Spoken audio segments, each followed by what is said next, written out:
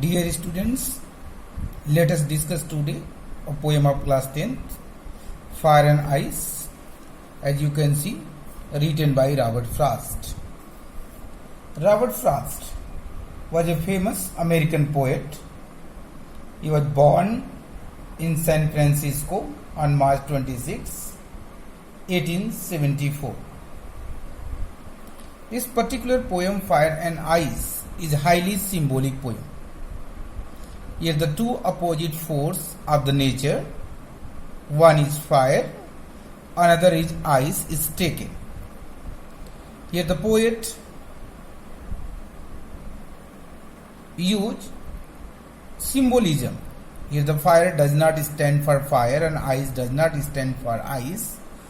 So let us discuss first what does fire and ice stand for.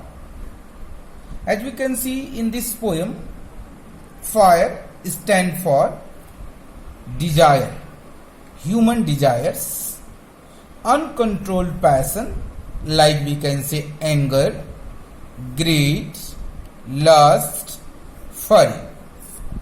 Whereas ice is the symbol of, ice stands for hatred, cruelty, insensitivity, coldness, etc. The poem Fire and Ice discuss is a very important question, how the world is going to be end, how the world will end.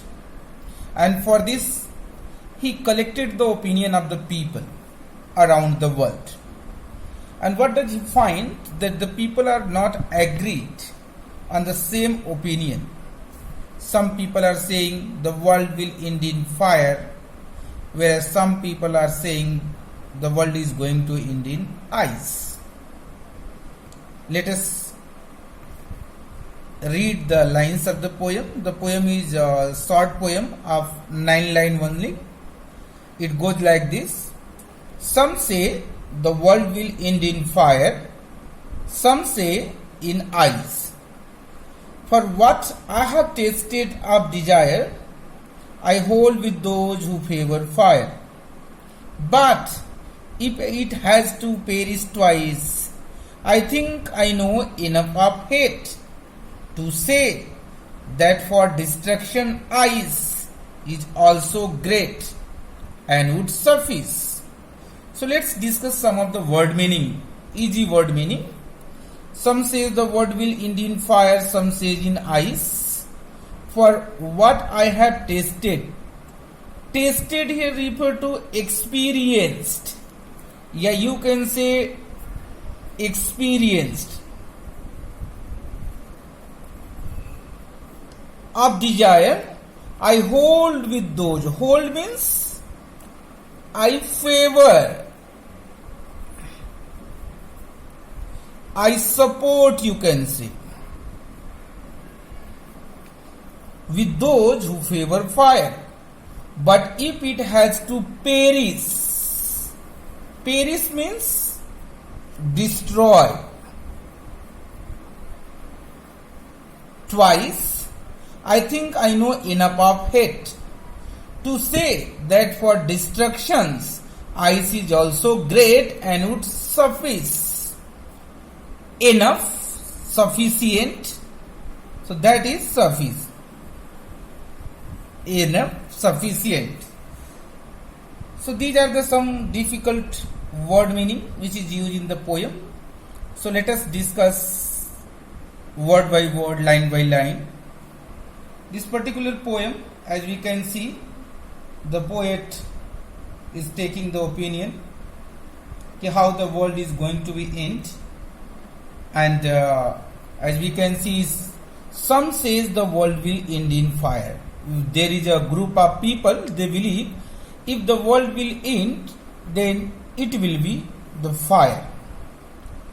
Whereas some other people are having the opinion, no, the world is going to be end in ice. So there is a conflict in opinion.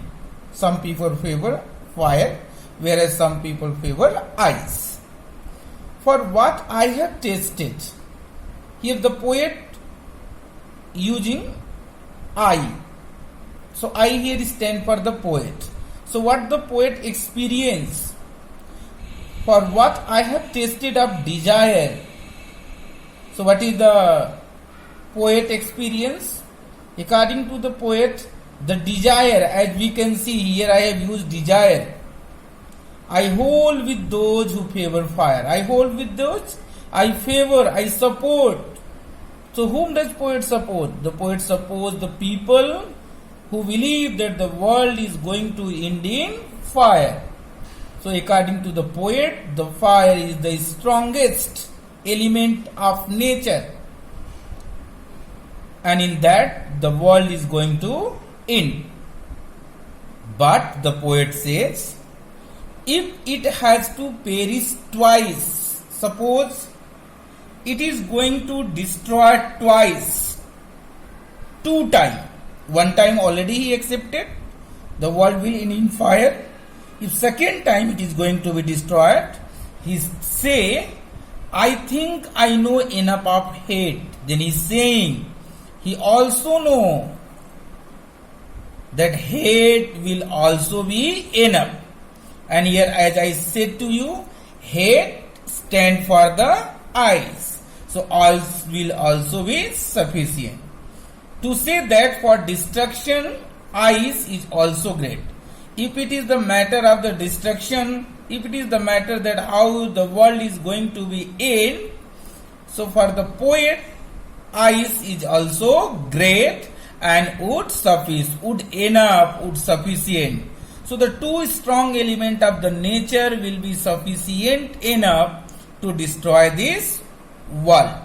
So this is the simple explanation of the poem Fire and Ice. Later in the next video, I will discuss about the figure of speech, the rhyming scheme, and other thing related to the poem Fire and Ice. Thank you, students.